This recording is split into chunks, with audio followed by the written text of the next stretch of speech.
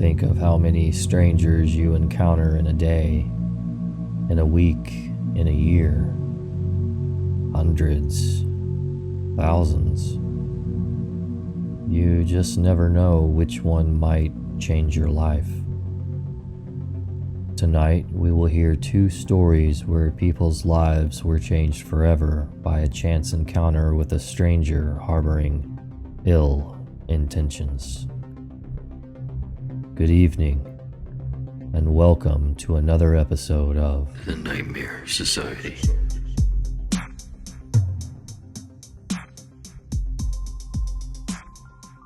This happened a few years ago when I was 13. I was somewhat popular in school at the time, and I had around 4 very, very close friends. Rose, Lynn, Noah, and Zach were the main ones.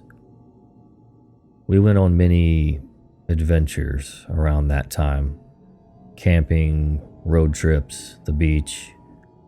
Noah's family was pretty wealthy, and all of our families were pretty lenient with rules. One day the summer before 8th grade, we went on a camping trip with Lynn's older sister Margot and Zach's older brother Todd. So there were 7 of us. Lynn, Zach, and I were 13. Noah and Rose were 14. And Margot and Todd were both 17. We decided to go camping in a nearby forest, around 20 miles from Noah's house. It was pretty much in the middle of nowhere. Noah's house and his neighborhood were the closest homes, and there were no signals for phones or any electronics. We get to the spot easily and without problems, and we make camp. The girls in one tent, the boys in another. Maybe it was a bad idea to have 17s, ages 13 to 17, with no phone in the woods. But our parents were lenient like that, and like I said, they were confident we would be fine since the woods were not known for anything bad or dangerous. So we set up the tents, go swimming in a nearby lake, and come back to make dinner over a fire which was about 20 feet away from the tents, which were 4 feet away from each other, by the way. So we have s'mores and do all the stupid camping things before Lynn and Margot announce that they are going to go to sleep. That left Todd, Rose, Zach, Noah, and I as we joked around and told scary stories and just overall had a good time. Then Margot walks up annoyed and tells us that whoever is messing with the side of the tent to stop it. Keep in mind, no one left the group. The tents were far enough away to not bother anyone in the other tents. She explained that someone keeps touching on the side of the tent, running something on it, and we dismiss her. Todd says that it's probably a tree branch, and Rose and I decide to go to sleep as well. So we head back to the tent.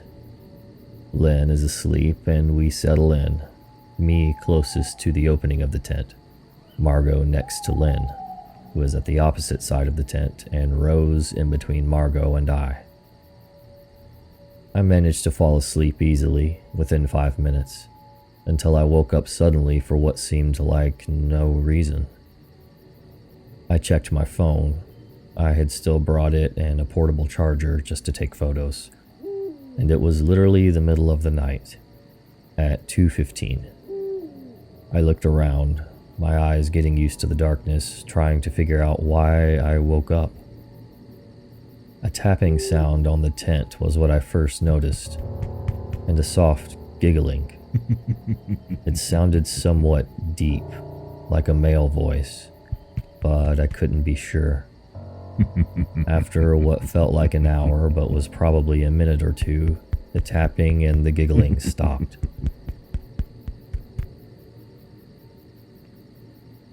I was convinced that it was my imagination, or maybe one of the boys trying to prank us, or even a tree branch, like Todd suggested earlier. Telling myself it was a tree branch and lack of sleep, I fell back asleep until Rose woke me up around dawn.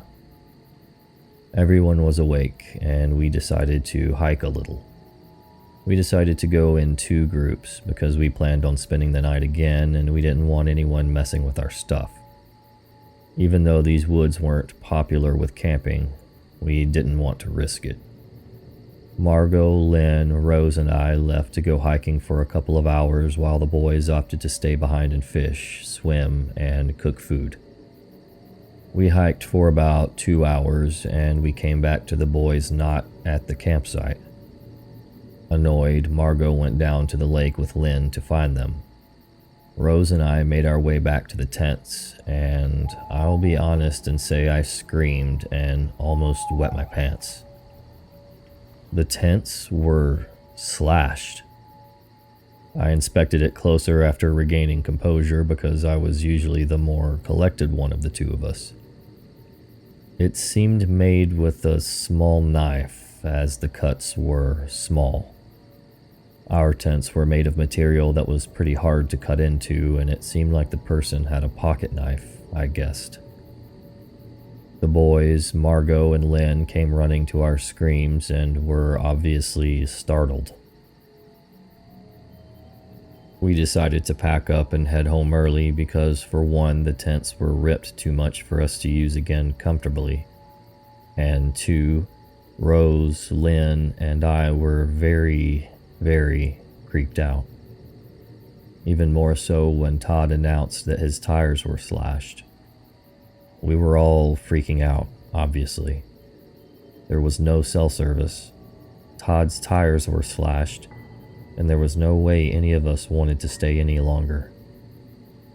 Luckily, Todd reported that Margot's tires looked fine, and Margot stated that she would take Noah and Lynn and drop them off to call 911 and their parents and come back for us. She drove a car, and there wasn't enough room for more than 3 people as the back was filled up with the camping stuff. Zach, Todd, Rose, and I were left at the campgrounds, and we decided to begin a hike back towards the main road so Margot wouldn't have to drive so far. Also, Rose and I refused to stay anywhere near the camp area. We began hiking. My phone died. The last time I looked at it, it was 1 in the afternoon. Zach and Rose both had working phones and constantly updated us on how far we had been walking. I began to hear branches snapping from behind us, closer to the trees than we walked, and I got more and more paranoid as time went on. I told Todd, and he seemed to get more wary of our surroundings, constantly looking over his shoulder.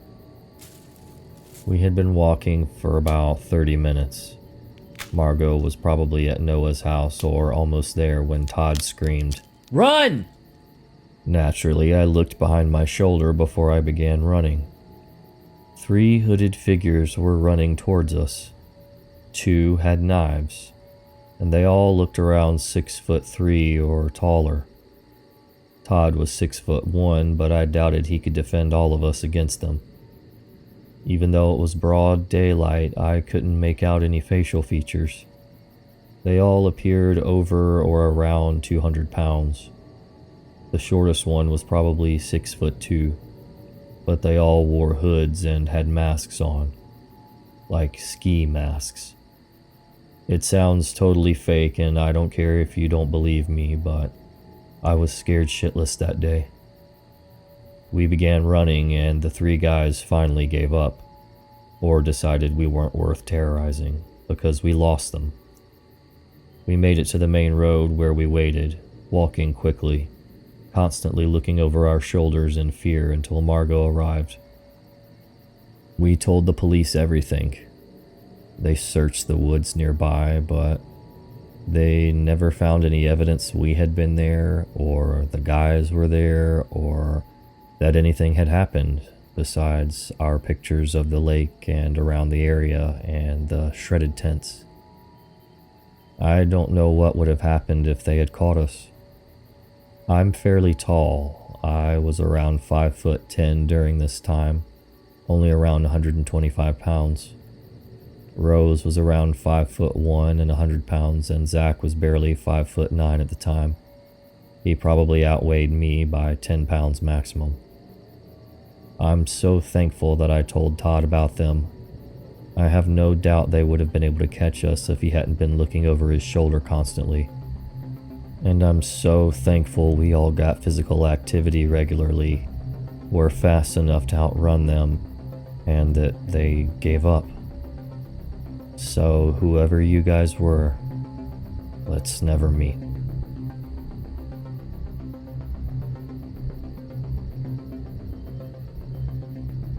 This happened back in 2012 when I was 15. There's a youth center in my city that used to do annual camping trips to Sweden. Me and my two friends Sarah and Michelle decided to go. The campground was set with an office and a kiosk at the entrance, and all of the caravans and tents behind it. In front of the office was a giant parking lot so that you would have to cross it to get over to the showers and the bathrooms. The office was located in one corner and the bathrooms in the opposite corner furthest away. There were 3 male teachers with us on this trip, all in their mid-20s. Every day they would take us to a supermarket nearby in case we wanted something that the kiosk didn't sell. While we were in line to pay, we noticed a guy, probably in his early 20s. He was dressed in black cargo pants, big leather boots, and a leather jacket, despite it being over 30 degrees Celsius. But the most noticeable thing about him was his hair, or lack thereof. He had no hair, no eyebrows, no eyelashes. He looked like he had gone through some chemotherapy. We kind of felt sorry for him because he was so young, and we talked about him on our way back. When we finally got back, we hung out a bit, just chilling in the lake, before we went to the kiosk to buy something to drink, where we saw the guy again. We thought it was a coincidence. Even though there weren't that many people on the campsite, he could have very well been living there. Later that afternoon, Sarah had to use the bathroom, and because it was so far away and slightly deserted, me and Michelle went with her. There was a bench and a table just outside the cabin that held the bathrooms, and guess who was sitting there? The same guy from earlier. He was sitting there with 3 friends, 2 girls and a guy. And when we got close enough, he stood up and looked like he wanted to say something. Sarah and Michelle, who have always been a bit paranoid, sped up and went into the bathroom. But I hung back a bit and asked if he wanted anything. He looked after my friends and started shaking his head no and sat back down. I kind of stood there for a couple of seconds because he looked so sad before joining my friends. Me and Michelle sat in the changing room adjacent to the bathroom, and after a couple of minutes, one of the girls from outside came in and started talking to us in Swedish. Even though the Scandinavian languages are similar to each other, it can still be hard to understand, so we spent a couple of minutes explaining that we weren't Swedish before she started speaking broken English. She told us that her friend, the bald guy, was very shy, and if we just wanted to go speak with him for a couple of minutes. Now, we were 3 girls in a foreign country, and he was at least a couple of years older than us. We did not want to speak with them, and we told her this. She was talking with us for more than 20 minutes. In the beginning, she just wanted us to speak with him. Then she wanted one of us to go to his tent with him. By this point, she was very frantic and kept switching from Swedish to English, so it was kind of hard to understand. But she said in Swedish, "You just need to sleep with him. If you won't do it with him, he'll do it to me." At this point, Sarah was finally done in the bathroom and came out to see what was happening. The girl looked like she was about to cry and left the room. Sarah wanted to see who it was, so we all looked out of the little window, and I am so glad that we did. We saw the girl say something to the guy. He looked over at the bathroom door, slammed his fists onto the table, got up, and walked over to the door. We did not know what to do because he was blocking the only exit, so we all went into the little bathroom and locked the door. We heard the guy knocking on the door to the changing room, and we all held our breath. After a while, he knocked again, but we still kept quiet, not even moving. After a while, we heard the door open, but he was clearly trying to be quiet.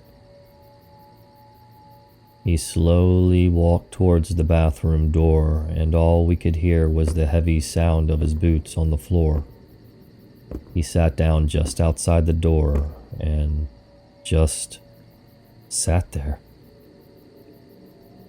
For 45 minutes, we could hear his heavy breathing on the other side of the door.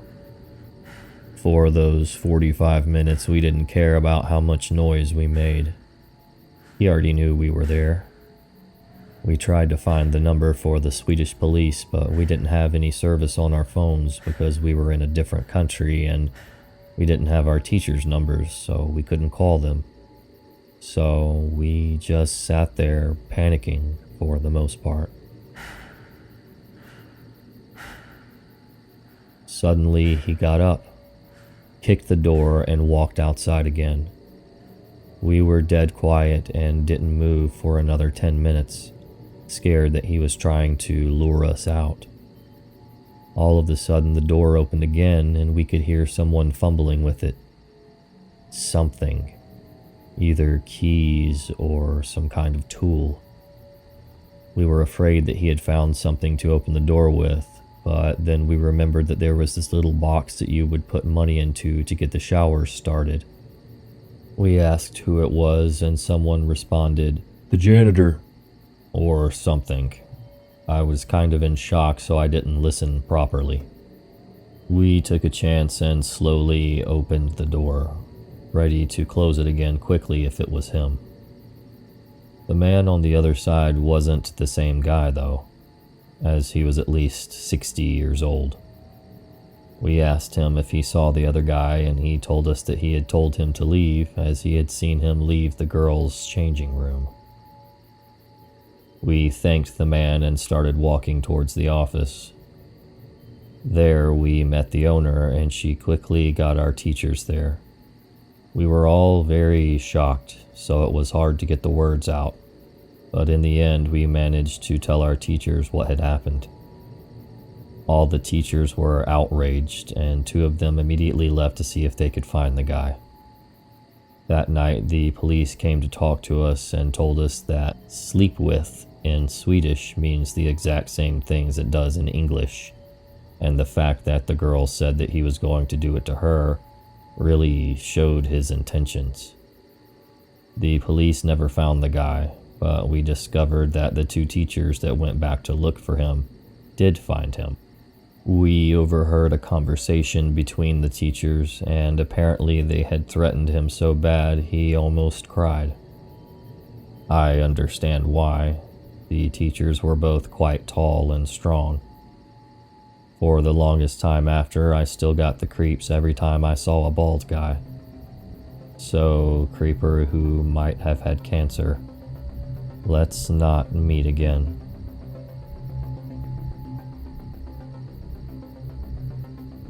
A huge thanks to our contributors from tonight, panicfandommixer and starlightrivers.